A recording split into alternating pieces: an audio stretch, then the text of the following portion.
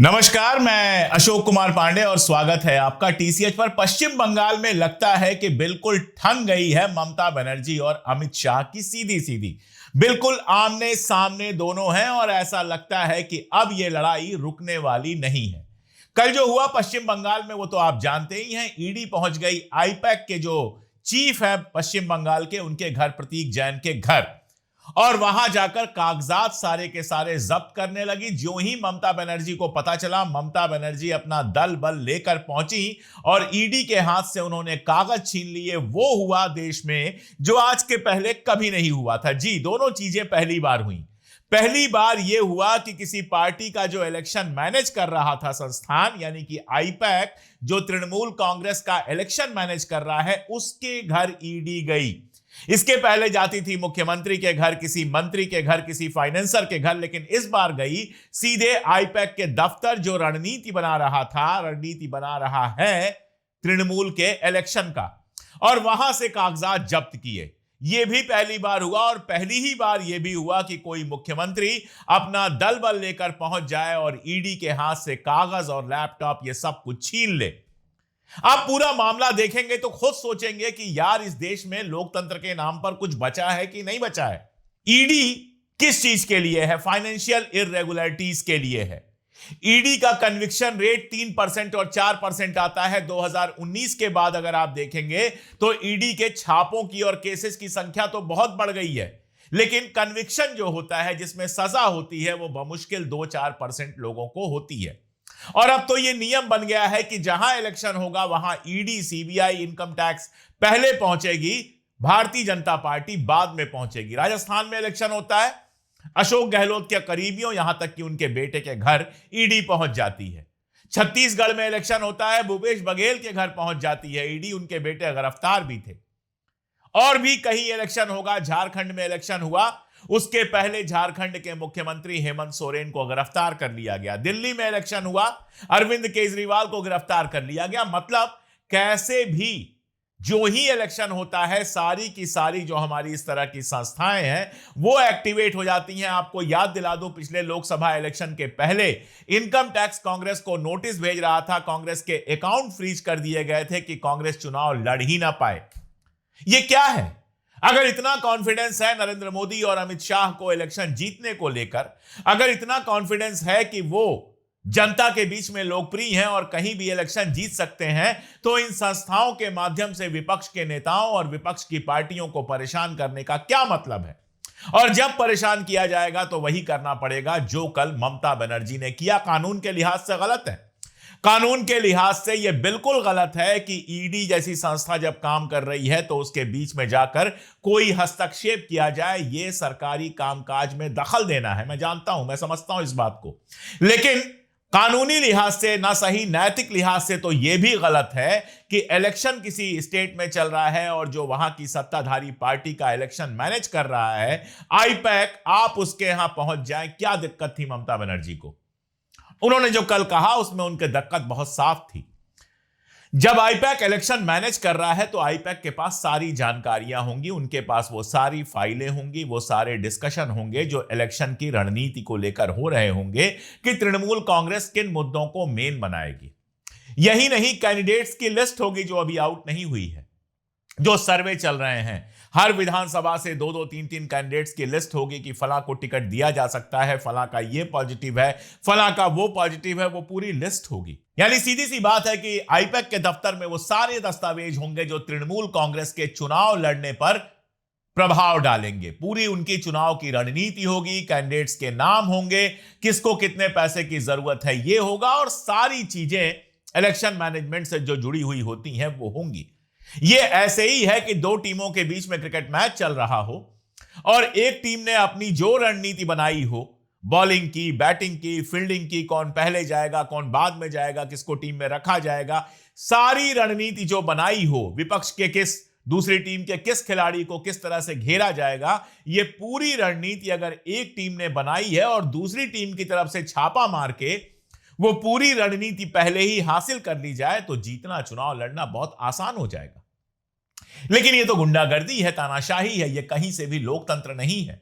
इसीलिए अगर ममता बनर्जी कह रही हैं कि ईडी मेरी पार्टी के सारे दस्तावेज उठाकर ले जा रही है, अगर मैं भारतीय जनता पार्टी के पार्टी कार्यालय पर छापा मारूं तो क्या होगा, तो यह सवाल कोई छोटा सवाल नहीं है, यह सवाल बड़ा सवाल है। सवाल यह भी है कि इलेक्शन के ठीक पहले आईपैक के दफ्तर पर छापा मारने का क्या मतलब है।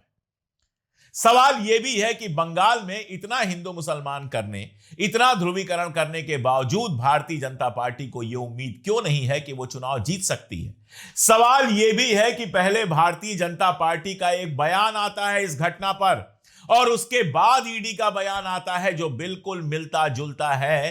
तो सवाल यह भी है कि क्या भारतीय जनता पार्टी ईडी के बयान तैयार कर रही है? क्या भारतीय जनता पार्टी के कहने पर ईडी सारी कार्रवाइयां कर रही है? यही आरोप लगाया है ममता बनर्जी ने। अमित शाह के लिए कई सारे ऐसे शब्दों का इस्तेमाल किया जो मैं नहीं करना चाहता हूं, लेकिन उनका गुस्सा कोई भी समझ सकता है। पहले एसआईआर होता है और एसआईआर में यह आरोप लगता है कि विपक्ष के जो उम्मीदवार हैं, वहां पर आप कह सकते हैं सत्ता पक्ष, यानी जो तृणमूल कांग्रेस के उम्मीदवार और वोटर हैं, उनके नाम काटे जा रहे हैं। और उसके बाद इस तरह का छापा पड़ता है जिसमें यह आरोप लगा रही हैं ममता बनर्जी कि उनके चुनाव से संबंधित जो कागजात हैं, चुनाव से संबंधित जो पेपर्स हैं, डॉक्यूमेंट्स हैं, वो सारे कुछ उठाकर ईडी ले जा रही है। इससे किसका फायदा होगा, कोई भी समझ सकता है। इसके खिलाफ तृणमूल कांग्रेस के सांसदों ने गृह मंत्री अमित शाह के घर के बाहर, ऑफिस के बाहर प्रदर्शन किया। डेरेक ओब्रायन थे, शताब्दी राय थी, महुआ मोइत्रा थी, बापी हल्दर थे, साकेत गोखले, प्रतिमा मंडल, कीर्ति आजाद, डॉक्टर शर्मिला और भी कई सारे सांसद इसमें शामिल थे। इन सारे लोगों को गृह मंत्रालय के बाहर से पुलिस ने डिटेन कर लिया। इनको पार्लियामेंट स्ट्रीट लेकर जाया गया और उसी समय महुआ मोइत्रा ने बयान दिया। बंगाल में हम जीतेंगे, जो भी कर ले, जो भी कर ले, इस बीजेपी को हम हरा के रखेंगे, जो भी कर ले। पिंच मत करो। हम करेंगे कि आप देख ले, कि देश के लोग देख ले कि निर्वाचित सदस्य एमपी को कैसे दिल्ली पुलिस। वो कह रही हैं कि हम बीजेपी को हराएंगे। देश की जनता देख रही है कि चुने हुए सांसदों के साथ पुलिस किस तरह का व्यवहार कर रही है। मतलब अगर आप भारतीय जनता पार्टी में नहीं है तो आप प्रदर्शन भी नहीं कर सकते, आपको डिटेन कर लिया जाएगा, थाने में ले जाकर बिठा दिया जाएगा। और अगर आप भारतीय जनता पार्टी में हैं तो कुछ भी कर सकते हैं। अगर आप भारतीय जनता पार्टी के मुख्यमंत्री हैं तो दिल्ली के मुख्यमंत्री की तरह आप सदन के अंदर, विधानसभा के अंदर कह सकते हैं कि भगत सिंह ने तो कांग्रेस के खिलाफ असेंबली में बम फेंका था। अगर आप भारतीय जनता पार्टी के खेल मंत्री हैं तो मोहन बगान और ईस्ट बंगाल का नाम भी भूल सकते हैं। अंग्रेजी हिंदी की बात नहीं है दोस्तों। जो भारतीय जनता पार्टी के पेड हैंडलर्स लिख रहे हैं कि अंग्रेजी नहीं आती है तो क्या हुआ, यह अंग्रेजी हिंदी का मामला नहीं है। मोहन बागान का नाम जानने के लिए अंग्रेजी जानने की जरूरत नहीं है, वैसे भी अंग्रेजी का नाम नहीं है मोहन बागान।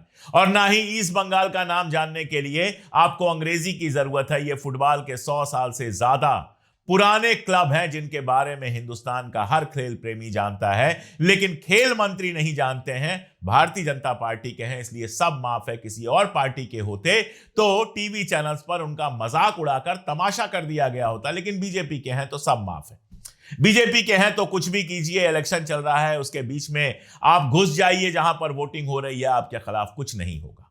आपकी गाड़ी पकड़ी जाएगी, पैसे पकड़े जाएंगे, लेकिन कुछ नहीं होगा। महाराष्ट्र में आपको याद है ना, होटल के अंदर पैसे बांट रहे थे, पकड़े गए, सारा तमाशा हुआ, लेकिन उनके खिलाफ कोई कार्रवाई नहीं हुई।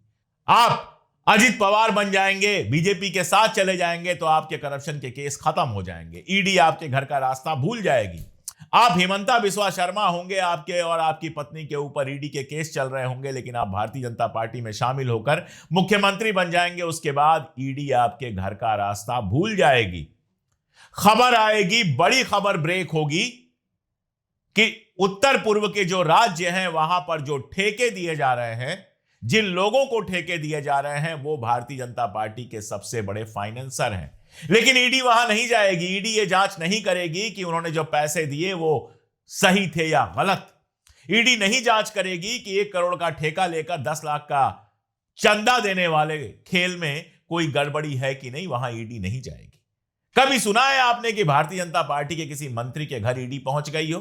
कभी सुना है आपने कि भारतीय जनता पार्टी के किसी सांसद के घर ईडी पहुंच गई हो? नहीं, वहां नहीं पहुंचेगी। वहां सब ईमानदार हैं, सीएजी की रिपोर्ट आएगी, मध्य प्रदेश पर आएगी, यूपी पर आएगी, कहां कहां पे आएगी, तमाम घपलों की बात होगी, लेकिन उनकी कोई जांच नहीं होगी। दिल्ली में आर्टिफिशियल रेन कराने के नाम पर 35-40 करोड़ रुपए फूंक दिए जाएंगे, एक बूंद पानी का आसमान से नहीं गिरेगा, कोई बारिश नहीं होगी, ये करोड़ों रुपए पानी में बहा जरूर दिए जाएंगे, लेकिन कोई जांच नहीं होगी कि जब बारिश हुई नहीं तो इतने सारे पैसे दिए क्यों गए। क्या क्या गिनाऊं मैं? ऐसे ऐसे काले कारनामे सामने आए हैं कि ना खाऊंगा ना खाने दूंगा का सारा मामला बह गया है। खाओ और जी भर के खाओ, बस भारतीय जनता पार्टी में रहो, तुम्हारा कोई कुछ नहीं करेगा। लेकिन अगर तुम विपक्ष में हो तो तुम्हें चुनाव तक नहीं लड़ने दिया जाएगा। चुनाव से पहले तुम्हारे चुनाव की रणनीति पर कब्जा करने के लिए ईडी पहुंच जाएगी। और ऐसे में अगर ममता बनर्जी अपने दल बल के साथ जाकर और अपने कागज छुड़ा लेती हैं तो आप बताइए नैतिक रूप से यह क्या गलत है। अब मामला कोर्ट में गया है, ईडी भी हाई कोर्ट में गई है और आईपैक भी हाई कोर्ट में गई है। जाहिर सी बात है ईडी हाई कोर्ट में इस बात के लिए जाएगी कि हमें काम नहीं करने दिया गया। हाई कोर्ट को पूछना चाहिए कि आप कौन सा काम करने गए थे आईपैक में। और आईपैक भी कोर्ट में गई है इस बात के लिए कि हमें बिला वजह परेशान किया जा रहा है। ईडी ने कलकत्ता हाईकोर्ट में याचिका दाखिल करके आरोप यह लगाया है कि साल 2020 के कथित कोयला चोरी घोटाले से जुड़े मनी लॉन्ड्रिंग की जांच के दौरान उनके अधिकारियों को बाधा का सामना करना पड़ा। 2020 में कोयला घोटाला कोई हुआ, कथित कोई कोयला घोटाला था। 2026 में चुनाव के ठीक पहले ईडी को उसकी याद आई। 6 साल तक आप सो रहे थे, 6 साल तक आपको उसकी याद नहीं आई। ईडी का कहना है कि जो सामग्रियां वहां से हटाई गईं, जो लेकर ममता बनर्जी गई हैं, वो मनी लॉन्ड्रिंग के सबूतों के लिहाज से महत्वपूर्ण थी। वहीं ममता बनर्जी का साफ साफ कहना है कि ये जो छापेमारी हुई थी ये भारतीय जनता पार्टी और गृह मंत्री के इशारे पर हुई थी और ये बेसिकली पॉलिटिकल कार्रवाई है जिसका मकसद चुनाव से पहले तृणमूल कांग्रेस से जुड़ी संवेदनशील जानकारियां और दस्तावेज हासिल करना था। ममता बनर्जी ने दावा किया कि ईडी उनकी पार्टी के आईटी सेल और चुनावी रणनीति से जुड़े कागजात और हार्ड डिस्क जब्त कर रही थी जिसका किसी भी वित्तीय जांच से कोई संबंध नहीं है। उन्होंने कहा कि ऐसे दस्तावेजों को बचाने के लिए ही वो गई थी। आईपैक भी कलकत्ता के हाई कोर्ट में गई है, जैसा मैंने आपको बताया, उसने भी याचिका दाखिल की है। आईपैक ने ईडी की कार्रवाई की वैधता पर सवाल उठाए और इसे राजनीतिक प्रतिशोध कहा।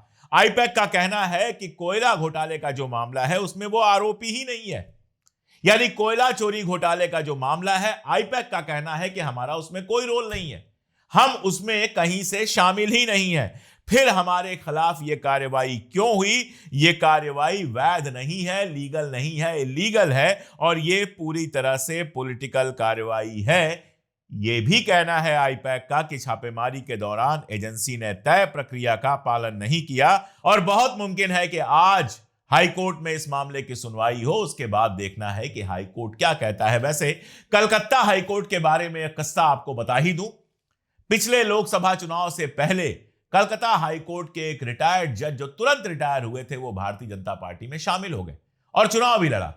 और उन जज साहब से जब पूछा गया तो उन्होंने कहा कि मैं तो सारी जिंदगी आरएसएस का मेंबर रहा, अब खुलकर भारतीय जनता पार्टी के साथ आ गया हूं। मेरा तो यह भी मानना है कि कम से कम हाई कोर्ट और सुप्रीम कोर्ट के जजों के साथ यह कंडीशन लगानी चाहिए कि रिटायर होने के बाद 5 साल तक किसी तरह की पॉलिटिकल कार्रवाई में हिस्सा न ले सके।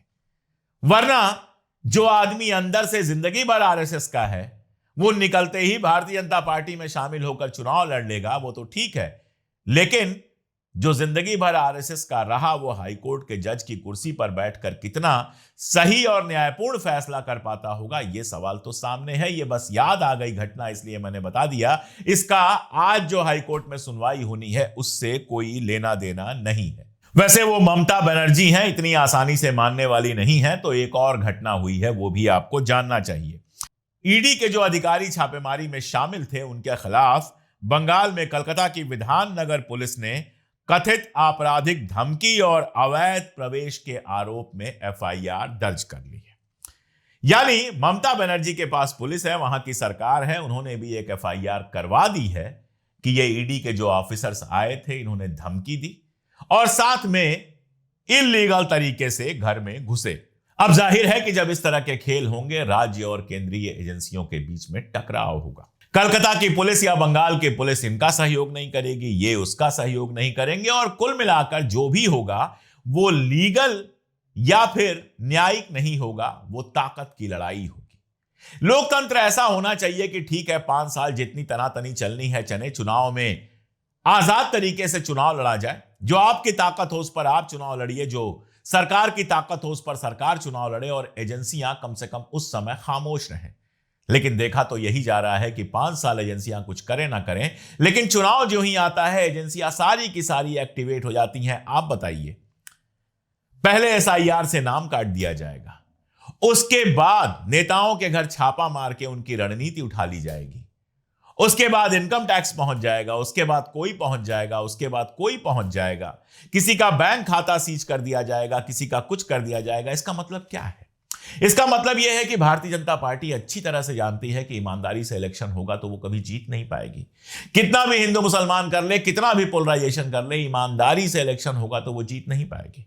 और इसीलिए उसको इलेक्शंस पे भरोसा नहीं है, फ्री एंड फेयर इलेक्शंस पे भरोसा नहीं है, और इसीलिए हर इलेक्शन के पहले इस तरह के तमाशे किए जाते हैं। हालांकि बंगाल में ममता बनर्जी की तैयारी पूरी लग रही है। देखते ये हैं कि ममता बनर्जी के खिलाफ ये चारों तरफ के षड्यंत्र करके भारतीय जनता पार्टी बंगाल को जीत पाती है, या बंगाल की जनता इस बार भी भारतीय जनता पार्टी को विपक्ष में ही बैठाती है। देखने वाला मामला होगा। और यह मजेदार इसलिए भी है कि ममता बनर्जी भी अफसोस कर रही होंगी, बंगाल में भारतीय जनता पार्टी को प्रवेश तो उन्होंने ही दिलाया है। सबसे पहले अटल जी के जमाने में भारतीय जनता पार्टी के साथ समझौता करके भारतीय जनता पार्टी का खाता तो बंगाल में उन्होंने ही खुलवाया है।